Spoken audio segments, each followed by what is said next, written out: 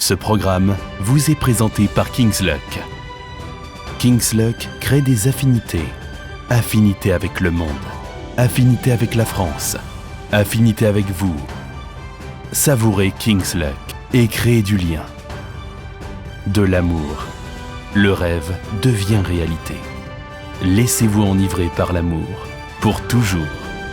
King's Luck.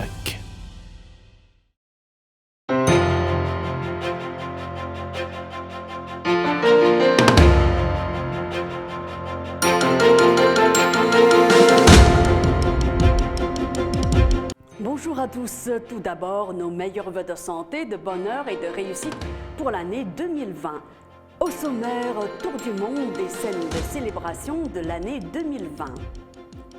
L'Asie se prépare à un nouvel âge d'or du commerce transfrontalier entre la Chine et ses pays voisins. Reportage dans un instant. Rappel en images des gigantesques travaux d'infrastructure réalisés par la Chine en 2019. Enfin, un jeune Italien a écrit au président chinois qui lui a d'ailleurs répondu. Adieu 2019, bonjour 2020. Le 31 décembre, avant minuit, le monde entier a célébré le passage à la nouvelle année. Regardez ces quelques belles images envoyées par l'agence Xinhua, notre partenaire.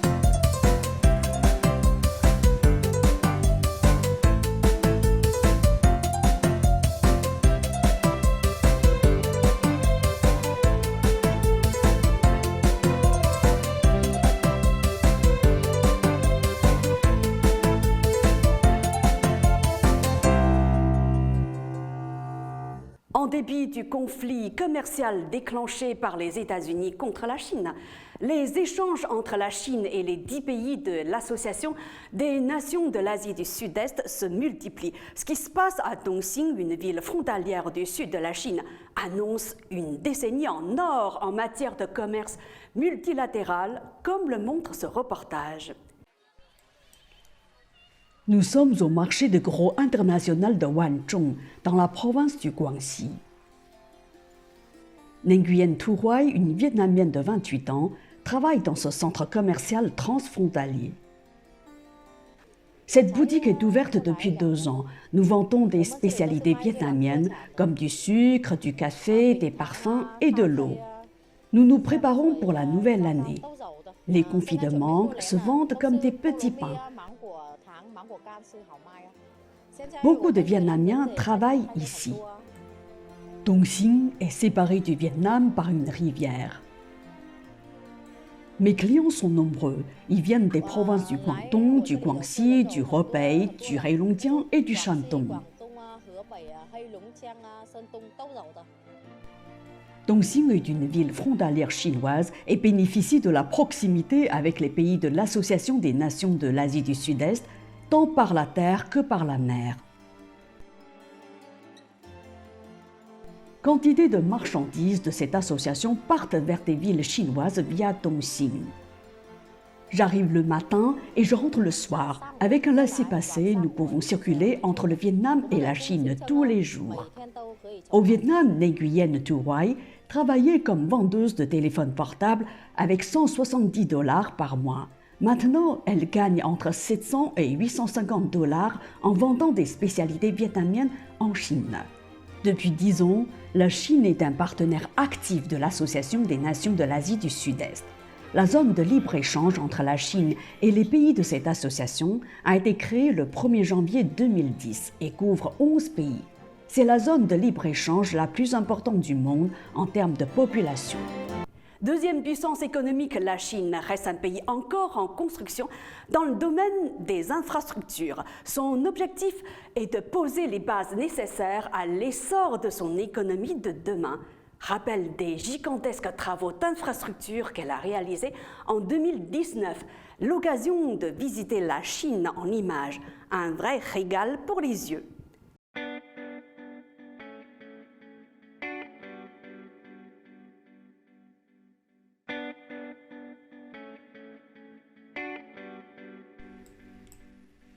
Ligne de TGV Beijing-Zhangjiakou.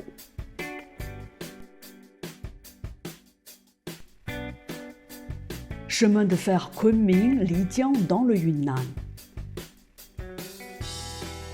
Ligne de TGV Chengdu-Guiyang dans la Chine du Sud-Ouest. Ligne de TGV Ruizhou-Qufu dans le Shandong. Ligne de TGV Dunhuang-Godemüde. 3 nouvelles lignes de TGV sont ouvertes au trafic dans le Henan. La Chine dispose du réseau de lignes de TGV le plus étendu du monde. Un nouveau centre pivotant pour le trafic aérien. Aéroport international Beijing-Daxing, ouvert en septembre 2019. Des autoroutes mieux connectées. Autoroute Liupan-Shui-Weining dans le Guizhou. Autoroute reliant Beijing à Wuhe, la ville la plus au nord de la Chine. Autoroute S355 dans le Hunan. Première autoroute express ralliant des préfectures dans la région autonome du Xinjiang.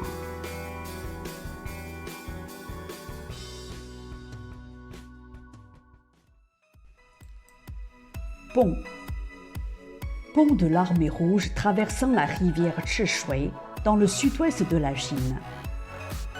Pont du port Yangshan sur le Yangtze, le plus long pont suspendu du monde.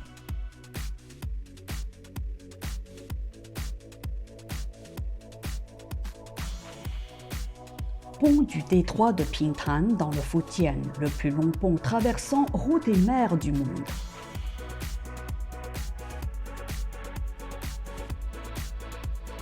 Pont Haiwen, le premier pont chinois construit sur des failles actives. Deuxième pont sur le lac Poyang.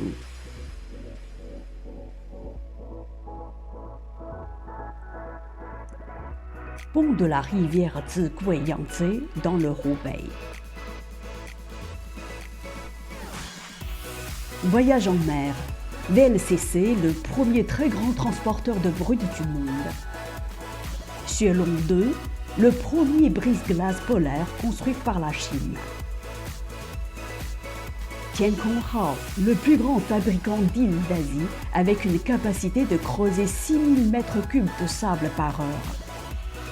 Xiangyang-Hong 22, le premier navire de surveillance maritime par bouée d'un tonnage de 3000 tonnes. Greg Mortiner, le premier bateau de croisière pour l'expédition polaire construit par la Chine. Énergie propre. Parc éolien. C'est le début d'un projet éolien de 6 gigawatts en Mongolie intérieure. Éoliennes de grande capacité installées dans le Fujian. Les plus grandes éoliennes made in China à Chongqing. Gigantesque grue sur chenille made in China. Centrale hydroélectrique Beihai-Tan. Le plus grand pylône d'alimentation du monde. Un gigantesque parc photovoltaïque installé dans le désert de Kupichi avec 12 000 miroirs.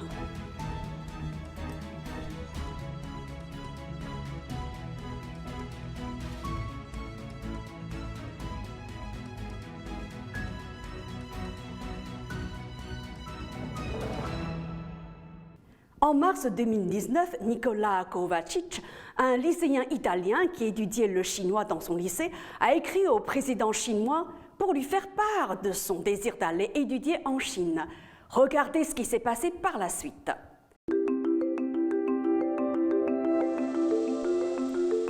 Enfin, me voilà en Chine. Mon nom chinois est Qi Yuanhang.